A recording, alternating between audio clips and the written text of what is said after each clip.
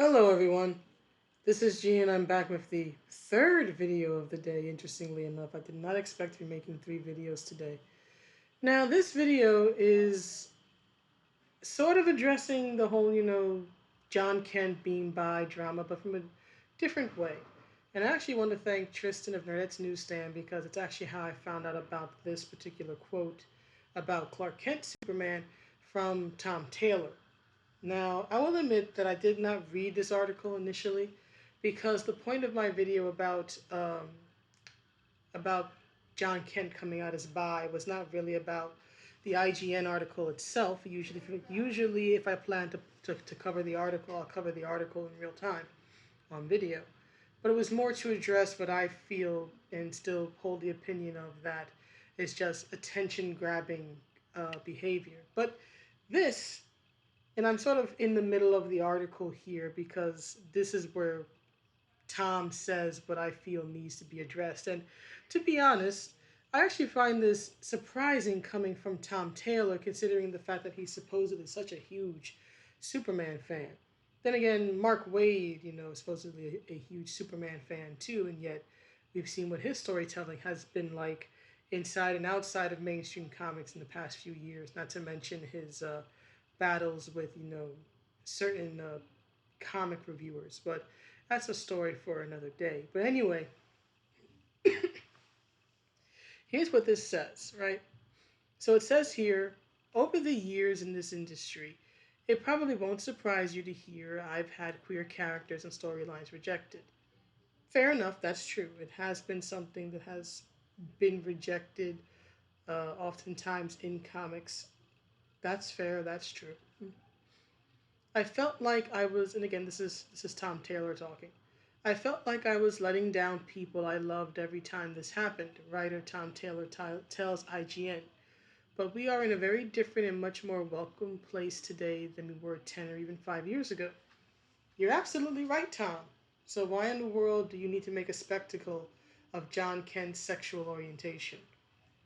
Isn't the point, wasn't the goal to make non-heterosexuality as normalized as heterosexuality so that it would not be this thing you could really market on anymore or make a big deal about anymore? But anyway, continuing. When I was asked if I wanted to write a new Superman with a new number one for the DC universe, I knew, and here's the part where I get pissed off. I knew replacing Clark with another straight white savior could be a real opportunity missed. And here's where I officially have beef with Tom Taylor. Tom, do you understand the character of Clark Kent? Not Superman, that's a mantle. Clark Kent. Because if you seriously look at him and all you see is a straight white savior, then I think we have a fundamental problem here, and it's with you, sir. First of all, let's address this, right? Straight. Superman has never been defined by his sexual orientation. He's never hidden it, and he's always had romance arcs, right? Lana Lang, Lois Lane, but he's never been defined by it. He's never been defined by the fact that he's a heterosexual man or the fact that he's a married man. What defines Clark Kent are his morals, are his heroics, the fact that he endeavors to help people. If you want to credit any particular character or characters in his story for who he is as a character, right? It's really his mother and father. It's Ma and Pa Kent, because they're the ones who raised him to have these morals and to have these values which have guided him as he grew up and became an adult, and they guide him as a father, as a husband, as a superhero, as a reporter, in all facets of his life. They defined who Superman is by giving him his values. That's what defines him. Superman is known, I should say Clark Kent, is known as the man of tomorrow. He is the symbol of hope. The S symbol has been uh, described explicitly featured and named explicitly as a symbol of hope in numerous media, movies, TV shows, the comics, everything. One of Superman's many nicknames is the Man of Tomorrow. He's never been defined by his sexuality, right? He's not straight because of Lois. He doesn't do what he does for people because he wants to impress Lois Lane or Lana Lang or anyone else. It's a part of his character.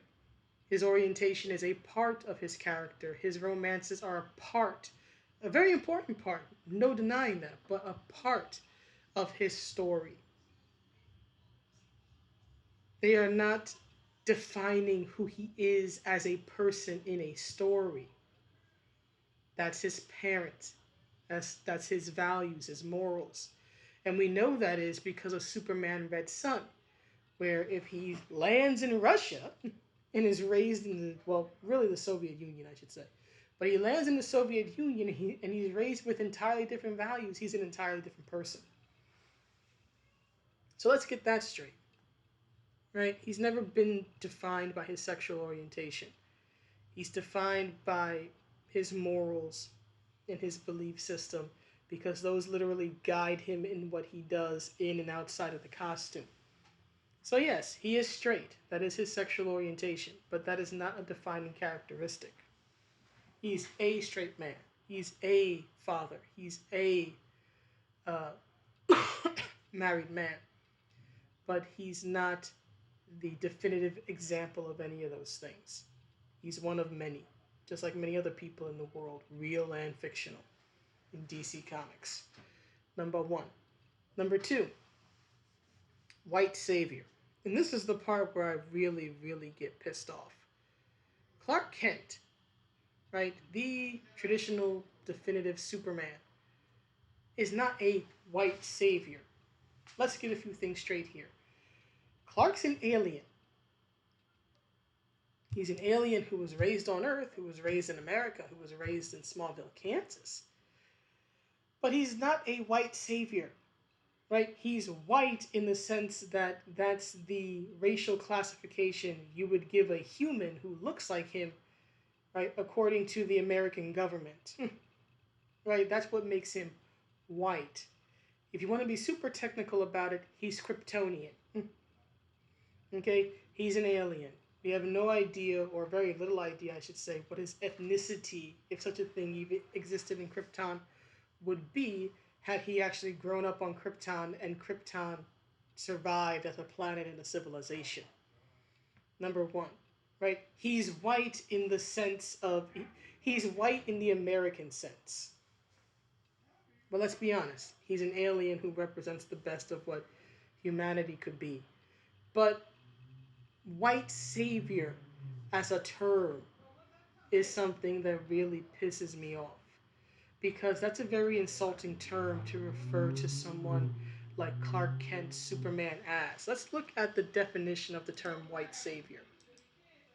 The term white savior refers to a white person who provides help to non-white people in a self-serving manner and is sometimes combined with a savior complex in descriptions of white savior complex. The role is considered a modern-day version of what is expressed in the poem The White Man's Burden by Rudyard Kipling, right? That's a white savior.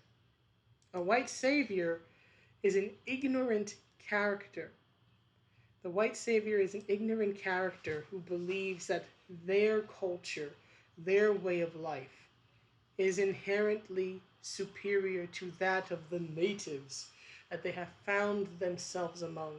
And so they will take on the burden of civilizing these barbarian savages by forcing them to adopt their modern enlightened culture.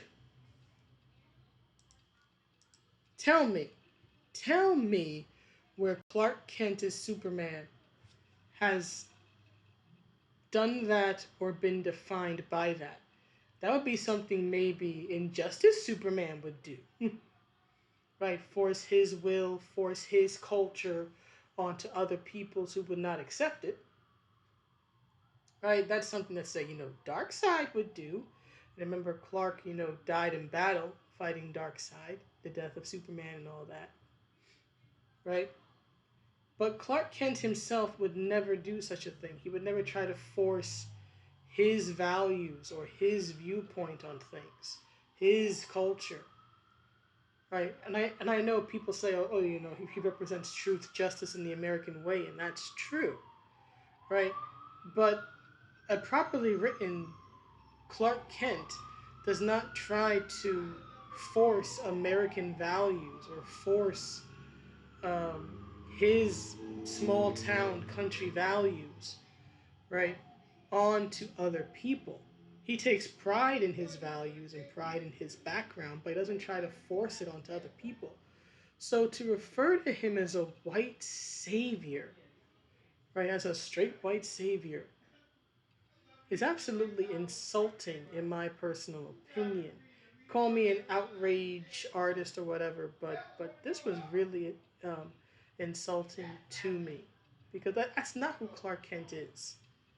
He's not a white savior looking to dominate other lesser beings. That's one of the most admirable things about Clark Kent is that despite being a physical god and more or less, this God, yeah, physical God, right? Right, more or less God in human form, right? I think most of us know that his story and his character were molded by the stories of Moses and Jesus and all this other stuff, right?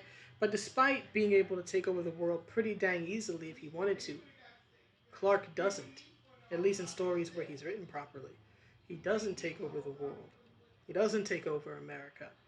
He chooses to live, as a relatively for him normal individual, right? Being this, reporter alongside Lois, right? He could easily be filthy rich if he wanted to, right? I mean, his best friend is Batman.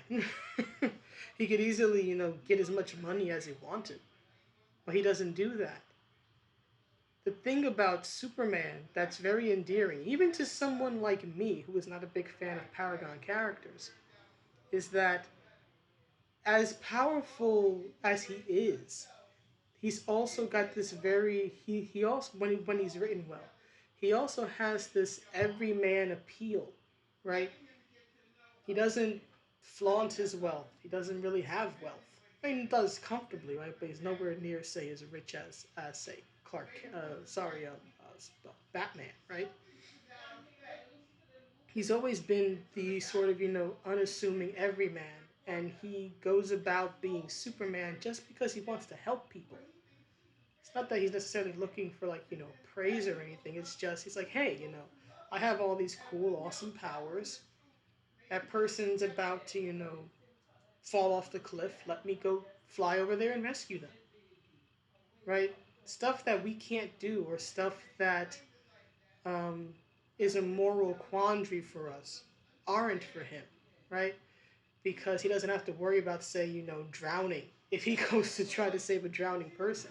He just does it because it's the right thing to do, and he is one of those people in a very unique position, given his supernatural powers, to do something. That's what's admirable. He's an everyman who does extraordinary things.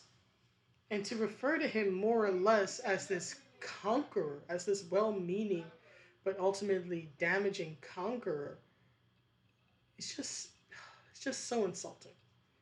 But anyway, that's pretty much all I have to say about it. The rest of the article I really don't care for. I already spent nearly 30 minutes talking about why the John Kent being by is just an attention grab. So I think this is about enough attention for me to be spending on Tom Taylor, right? But Tom, you probably need to go back and read some Superman stories if you truly believe that you can boil down Superman, Clark Kent, to straight white savior. This reminds me kind of what Todd Garner did with the Mortal Kombat movie earlier this year when he revealed in an interview that he left Johnny Cage out because he's a heroic white man. Can we stop attacking heroic white dudes or heroic white characters in comics and having to mischaracterize them or make them evil in some fashion. You don't have to tear down heroic white straight characters to build up heroic characters who are not white or straight or male or anything else. I am so tired of this tearing down of what is established to build up what is new, and not only to build up what is new, but to completely denigrate what came before and to vilify what came before. That does not help the character you are trying to upbuild. But that's just me. Anyhow, that's the video. Please let me know what you think, and I will see you all in the next one. Have a good day, and wherever you are. Bye.